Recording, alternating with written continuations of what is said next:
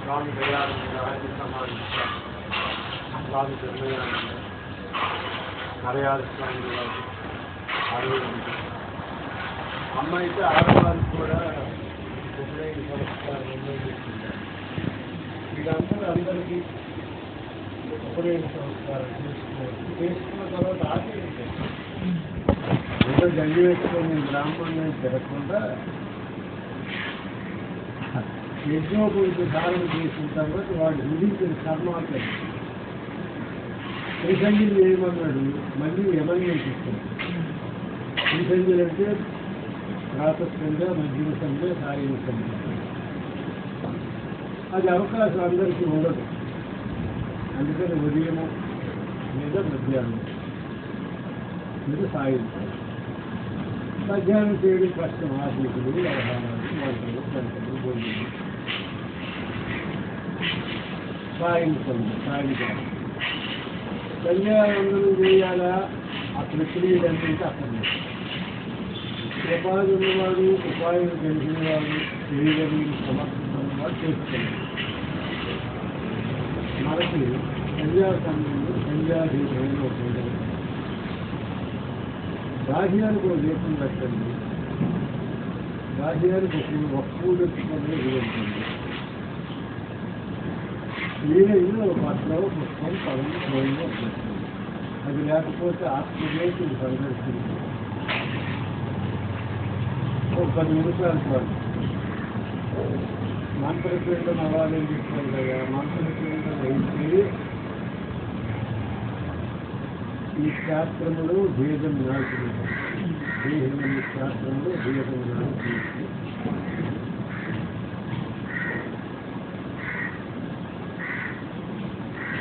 అది ఏ గురువు గారండి ఆ మంత్రోపదేశం చేసిన వారు అనుభవాన్ని సందేహం. మొట్టమొదటి ప్రతివారికి ఓం నమ శివాయ శుద్ధం నమ పంచాక్షరి మంత్రం అక్షరాభ్యాసంలో ఉంటుంది. సామాన్యంగా అయితే అందరికీ ఈ మధ్యకాలంలో గురువులు ఓం నమ శివాయ అన్ని ఓంకారంలో ఉంటున్నాయి. సాయంత్రం ఓంకారం 11:20 ఆశిస్తుంది. సమర్థులైనటువంటి వారు అవతార పురుషులైన వారు మహాత్ములు అక్షరాలు సిద్ధించినా జబ్బడిపోయినా వారి కృపాకృష్టి మన మీద పనిచేస్తారు.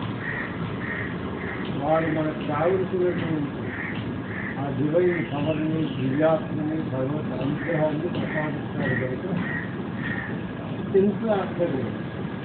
ఈ ఆరోహణ కార్యక్రమాలు చేయాలా ఉదయం సాధించాలి. బాహ్యంగా ఎందుకు చేస్తున్నాం, ఎందుకు చేయాలంటే సనాతన ధర్మం అవిగంచుకోకుండా ఉండాలి. మన మతం సనాతనం, మన ధర్మం సనాతనం. దేవుడు అంత సనాతనలు, దేవుడు అంత సనాతనలు. ఆయన డేటు భర్త తెలియదు, మా డేటు భర్త తెలియదు. నేను పలానా డేట్ ఇస్తానండి, పౌర్ణమిలో మాఘమాసంలో చూడాలి. అది శరీరం చూపించండి. శరీరదారుడైనటువంటి వాడి చుట్టూ శిరువారు నక్షత్రం. దేవుడే ఈ పాదుఘట్టంలో వాయురూపములు నాసికరంధ్రముల ద్వారా తల్లి గర్భములు చండము ఉత్పత్తి 5వ మాసంలోనే 6వ మాసం వస్తే ఒక 2 రోజులు అప్పుడు నాసికరంధ్రములు వాయురూపంలో ప్రవేశిస్తుంది. అది ఎప్పుడు ఏ క్షణమో మనకు తెలియదు. ఇప్పుడు దృష్టిలో వారు వికాల జ్ఞాన సంపన్నులు ఆదికాలకు తెలియవచ్చుగా మనందరం తెలియదు. మరి ఎందుకు చేసుకోవాలి? వ్యవహారానికి అర్థం కదా. అది పరముగా పరమంగా చేసుకోవడం అంటే ఉడికి తినడానికి కాదు కదా. ఈశ్వర ఆరాధన ఎక్కువ చేసుకునేదానికన్నా ఆ రోజు పుట్టినరోజు, పరమపదించిన రోజు, ఉపదేశం పొందిన రోజు కూడా ఒక జన్మదినం. అది ద్వితీయ జన్మ. మొదటిది మామూలు జన్మ. ఉపదేశం అయిన తర్వాతనే బ్రాహ్మణ నిజత్వం ఇప్పుడు ఉపదేశం పొందితేనే మనకు అర్హత కలుగుతుంది ఈశ్వరారాధన. అందుకే మంత్రపిండం అవ్వాలి. ఎవరు ఉపదేశించాలి? ఎవరి యందు మీకు గురువుంటే ఎవరైతే ఉపదేశించారో వారే ప్రధానంగా జరుగుతుంది. ఏదైనా విడిచిపెట్టారనుకోండి వారు సందేహానికి ఎక్కడికో మీరు తీసుకోవచ్చు. గురువు మార్చడం అనేది కాబట్టి అంటారు, అవన్నీ నిజంగా కాదు. గురువుని మార్చడం అనేది గురువు పరమాత్మ పరమాత్మ ఎవరు మార్చుతుంది? అప్పటికి ఈ గురువుని ఈ ప్రణాళికలు ఈ కవితలు కవితలు కూడా గురువుడి ప్రణాళికలు ఒక భాగం. ఎవరెవరిని ఎక్కడికి చేస్తారో ఎవరెవరు అక్కడ ఉద్యోగం వెళ్తారో ఉన్నప్పుడు ఇప్పుడు జంపల బడిలో నక్కల కుక్కల బడిలో చదువుకున్నాం. మరి కొంచెం విజ్ఞానం పెరిగిన తర్వాత మనం స్కూల్ పెడతాం.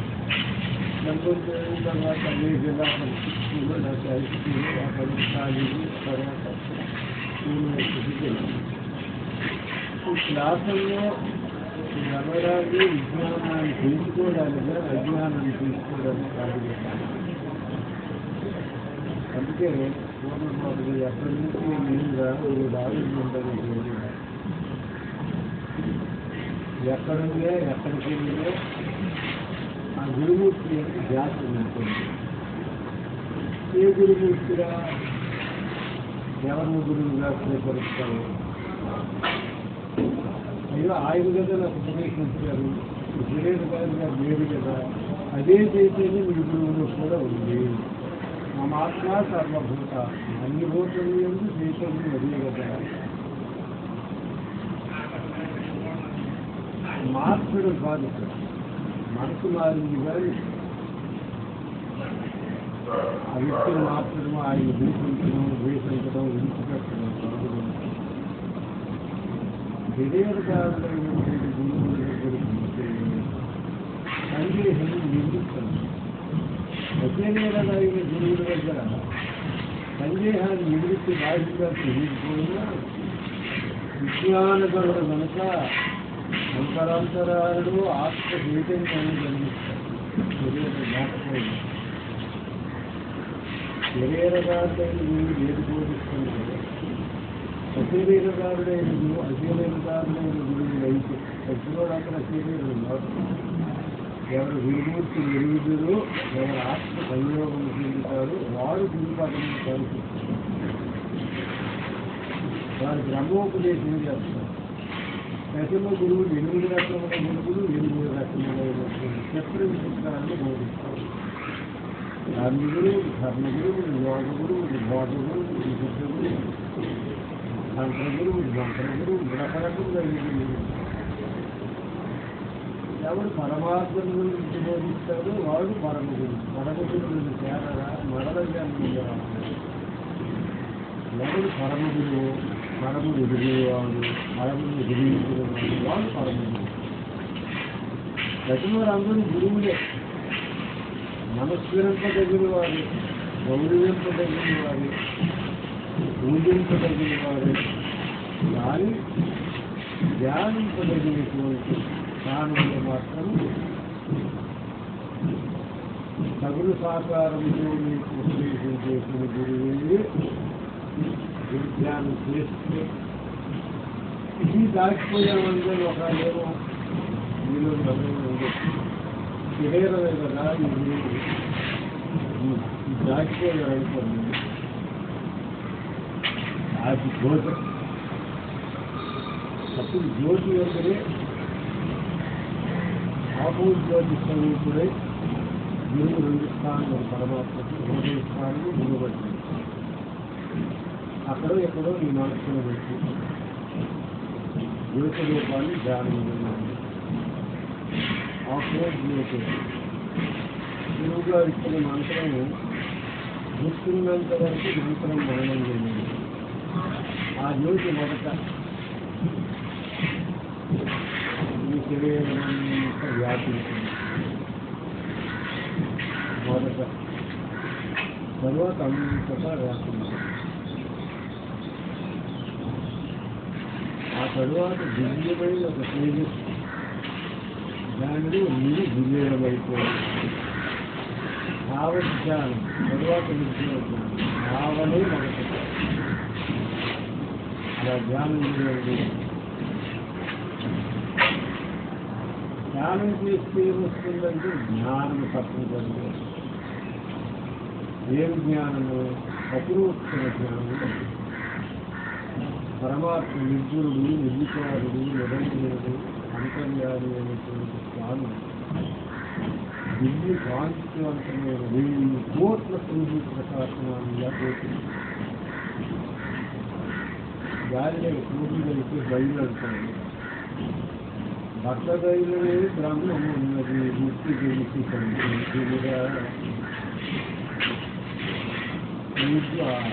అహంకారము మాటగా అటులను పడుతున్నారుగా. అహం గడిపినే క్రాంతి ఎవడా బయలు జరుగుతారు వాటిని జన్మ వాయిస్తుంది. ఈరోజు ఈ జన్మ మరు జన్మ లేదు. ఈ ఒక్క భక్త బయలు ఏమీ లేదు. ఉన్నది బ్రహ్మమే. శూన్యవాదులు కాదు, మన సిద్ధాంతం కాదు. అదే బ్రహ్మం అంతటా ఉన్నదని భావన కలిగినంత వరకు ముందు ధ్యానము కళ్ళుముసుకొని వేయాలి. నువ్వు మొదట మనలో చూసుకుని, తర్వాత ఇతరులు చూసుకుని, తర్వాత అంతటా ధ్యానం కుదిరిన తర్వాత అది నీలోన నీవు దానిలో. అప్పుడు అంశోహం, శివోహం, శివోహం, అంశోహం, అంశోహం అనే పదములకు అర్థం. అది నేను శివుడది, అది నేను శివుడది. శివోహం, అంశోహం, అంశోహం. అక్కడ నీవు లేదు. అంశోహం. అంశోహం అంటే నేను బ్రహ్మం అయిపోయింది. సోహం అంటే అంశోహం, సోహం బ్రహ్మ. ఇప్పుడు అక్కడ అహంకారం మరి నీకు నేను చూపిస్తున్నాను, నేను ఆలోచిస్తున్నాను, అహం పోదు. అలా మీరు ఎవరైనా సాధనలో దాన్ని ప్రారంభించారు. మళ్ళీ మీకు బలవంతంగా సంకల్పించాలి. ఆ నిర్గుణుడైన పరమాత్మ సహజం. ఆ ఆనందానికి పరిణుడు మన కళ్ళు విద్యార్థులు నీవు లేపాలంటే కళ్ళు లేవు. అది అనుభవం వచ్చినది సాధిస్తుంది. ఎప్పుడు అదే అనుభూతిని పొంది అక్కడే వెళ్ళిపోతే బాగుంటుంది. ఎవరైనా అనుకుంటారు మనుషులు అనుకోండి. శతాపురి మహారాజు రామకృష్ణుడికి ఆ దివ్యానుభవం కలిగింది. సాకారుడు, సగుణోపాసకుడు ఏ దేవతను ఆరాధిస్తూ ఆ దేవత రూపాన్ని తాను ధరించి అది తాను అయిపోయేవాడు. అమ్మగా ప్రకృతోపాసన చేసి కాళీని ఉపాసిస్తే తానే కాళీగా మారిపోయాడు. కొత్తగా అన్నీ అమ్మాయి ఆ పరమాత్మే పరిపూర్ణుడు. సర్వజీవుని చైతన్యుడు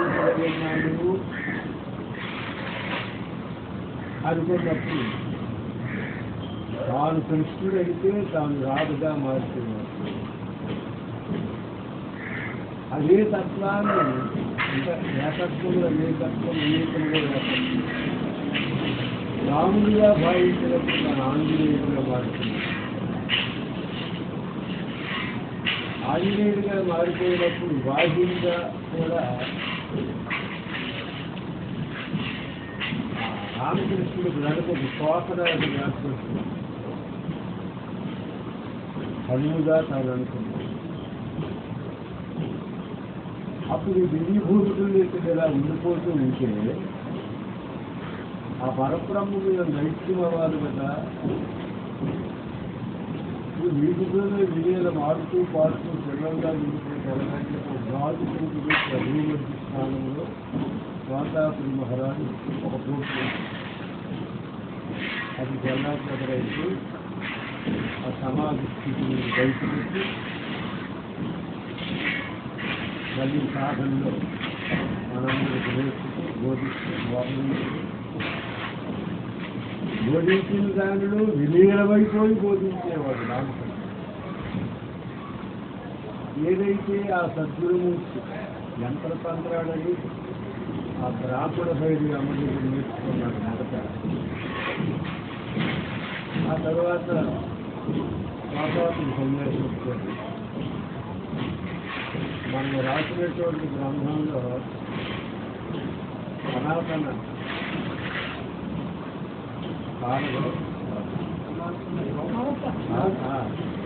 నౌకరు గ్రామంలో ఈ వాతాపురు కూడా శంకరాద్వైతంలో వారు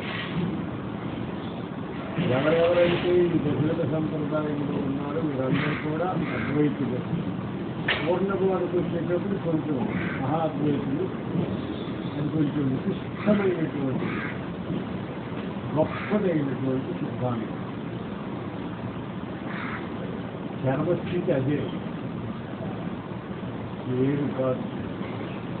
అందుకే ఎక్కడెక్కడే తిరిగినా అక్కడికి చేరాలి. అది పొందారు అనుకోండి, మీరు ఎవరైనా పూర్ణ బోధ పొందిన తర్వాత మరొక బోధ పొందడానికి లేదు.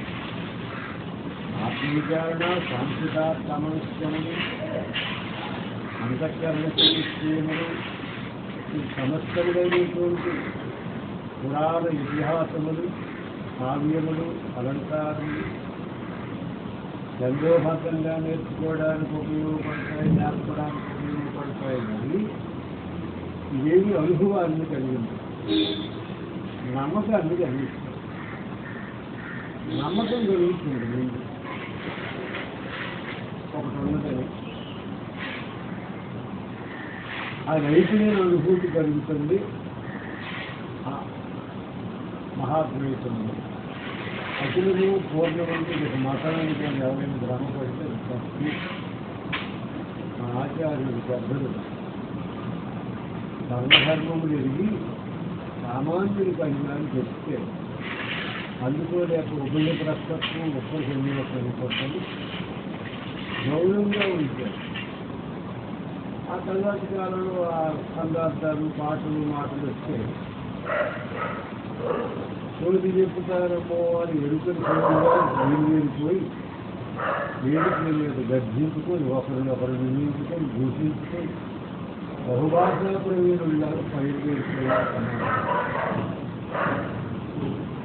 అందరికీ ఇది అందుబాటులో లేదు, అది ఆకరణ. అందుకని వాదోపవాదం చెప్పే అనుభూతి, అనుభవం, సాధనాభ్యాసం సాధ్యమవుతుంది. ప్రథమములు మొదట మీరందరూ ఉత్తీర్ణులైతే ఉన్నారు. అయినప్పటికీ కూడా మరొకసారి ఒక 6 మాసాలు పావుగంటూ 20 నిమిషాలు ధ్యానం చేయండి. మరి 6 మాసాలు తప్పనిసరిగా అరగంట, ఆ తర్వాత గంట, అలాగే మొదట 3 గంటల కాలం అభ్యసించితే వారికి సుగమ్యం అయిపోతుంది. నాకు ఏంటి భయం ఎందుకు? అలవాటు పడితే ఆడు ఒక స్థితి పడి కలిగిన తరువాత స్థిరపడుతుంది. అందుకని మొదటి సాధకుడి గురించి యోగ ఉపనిషత్తు ఒక మాత్రం మొదటి ఎలా సాధన చేయాలి చేయమని చెప్పారు, మళ్ళీ వద్దంటున్నారని అనుకోకండి. అర్హతను బట్టి, యోగ్యతను బట్టి, సామర్థ్యాన్ని బట్టి సాధన. ఎవరు ఏ స్టేజ్లో ఉన్నారు ఇతరుల కొరకు మన కోసం మనకెవరు పెట్టుకొని మేడం స్టేజ్ దాని మీద దండాలు పెడతారా గౌరవిస్తారా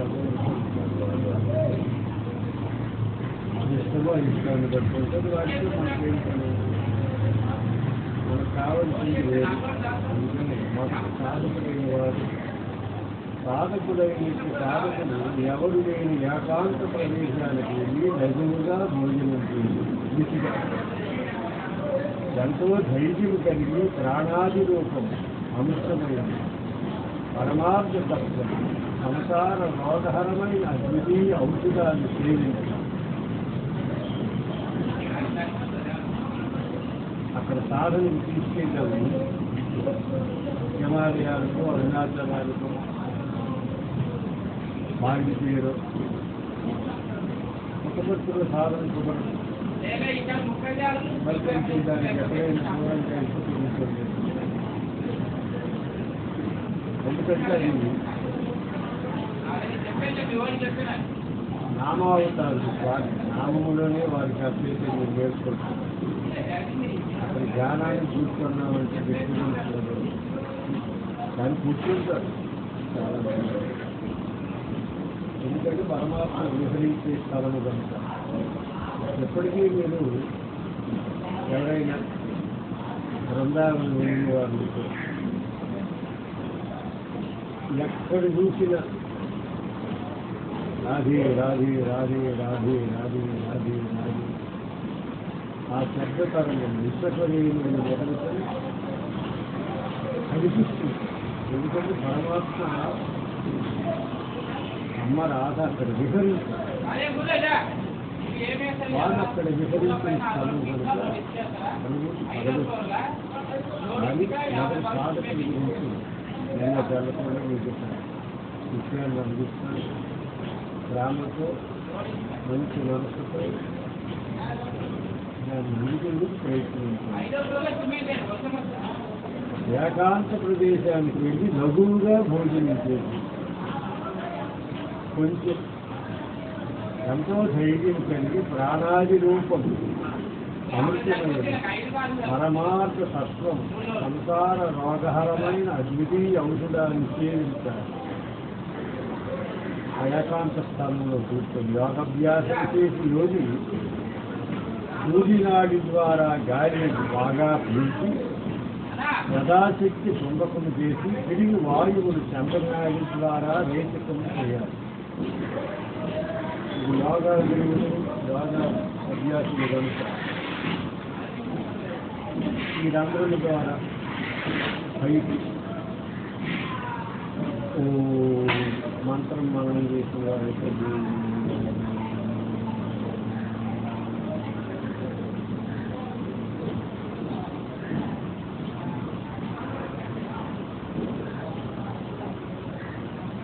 ఇప్పుడు మన శివాయ ఇలాంటి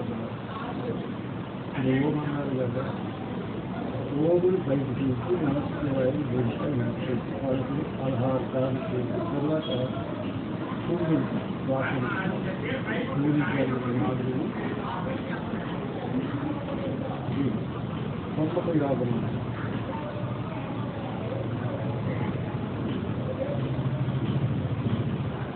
మొదట హస్తపడి అభ్యాసం చేయని వారికి కన్నుకి ముద్రనే అవుతుంది. దీని వెను వేయద్దు విషయం చెప్తాను.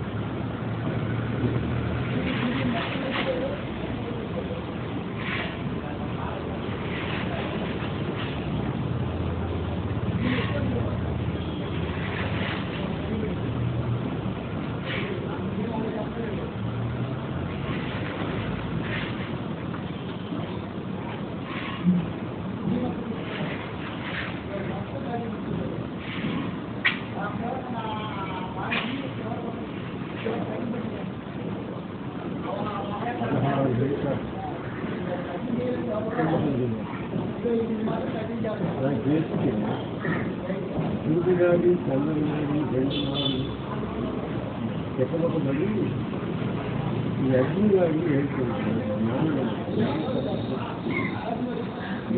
నాలుగుకి ఏడ నాలుగుగా చెప్పింది.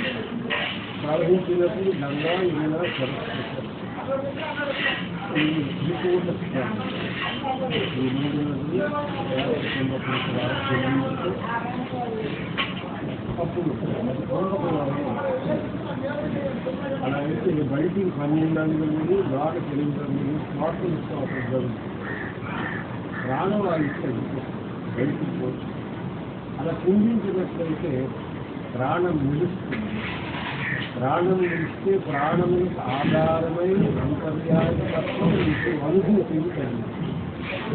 బాహ్యంగా అయితే యోగ నిరోధక శక్తి కూడా కలిగింది. రోగాలు వ్యతిరేకమైన అవన్నీ మలినం వెళ్ళిపోతాయి. యోగ అనేది నిరోధక శక్తి కూడా ఏర్పడుతుంది. యోగాభ్యాసం చేసే యోగి సూర్యునాడు చంద్రుడు తిరిగి వాయువును సంప్రదాయం ద్వారా వేసుకం చేసి ఆ ప్రాణాయామ కడుపులో ఉండే ఎన్నో రోగాలను పోగొడుతుంది. 8వసారిని నశింపజేస్తుంది. దీన్ని నిరంతరం చేసుకుంటే దాన్ని సూర్యభేదం అంటారు. 2 నాడుల మధ్య అంటే సూర్య చంద్ర గాలిని బాగా పీల్చి లోపల ఉన్న కుండలని రక్ష ఉండాలి. అనగా ఉదరము ధారణ చేయాలి. తరువాత 7 నాడులతో వేతనం చేయాలి. కంఠంలో ఉన్న కపాది దోషాలను పోగొట్టి శరీరాన్ని వృద్ధి చేస్తుంది. నాలుగు జలాన్ని పోగొడుతుంది. అలాగే దాసుగతి దోషాలను కూడా సరిచేస్తుంది. ఇక ఉజ్జయిని కుంభాన్ని ఎదురు కూడా చేయవచ్చు. నోటితో గాలిని బాగా పీల్చి దాన్ని విప్పుడాంధ్రముల ద్వారా బయటికి వెళ్ళాలి. దీన్ని శీతల ప్రాణాయామం అంటారు. ఇది అతి ఆకలిని దైత్యాన్ని దేహాన్ని పోగొడుతుంది. లోహకారులు శక్తిని నిలిపే విధముగా ఎంతో వేగముగా గాలిని పూరించి తిరిగి దాన్ని రేపుతుంది. ఇలా శ్రమ కలిగినంత వరకు చేయాలి. సూర్యనాడి ద్వారా శరీరానికి శ్రమ కలిగి వాయువుని పూరించి కంఠాన్ని వంచి కొంతసేపు పూరించి తిరిగి ఆ గాలిని చంద్రకాయ ద్వారా రేపుకొని చేయాలి. ఈ విధముగా చేసే ప్రాణాయామం వాత పిత్త స్నాది ధరించి శరీరాన్ని వృద్ధి చేసి కొండలని జాగృతం చేస్తుంది. వస్త్రదోషాలను పోగొట్టి శుభాలను ఇస్తుంది. ఎంతో సుఖమైన బ్రహ్మనాడి ముఖములో ఉన్న కపాలి దోషాలను నాశనం చేస్తుంది. బాగా బంధం చేయటం వలన ఇది గ్రంథిత్రయాన్ని వేధిస్తుంది. గ్రంథిత్రయులు 3 గ్రంథులు విశ్వగ్రంథి, రుద్రగ్రంథి, బ్రహ్మగ్రంథి. ఈ గ్రంథిత్రయాన్ని వేధిస్తుంది. దీన్ని ఇది విశేషంగా యోగులు చేయదగినది. ఇక మీకు బంధప్రేముల గురించి క్రమంగా చెప్తాను విను అని బ్రహ్మగారికి పరమశివుడు ప్రవేశిస్తున్నాడు. ఈ యోగా ఇందాక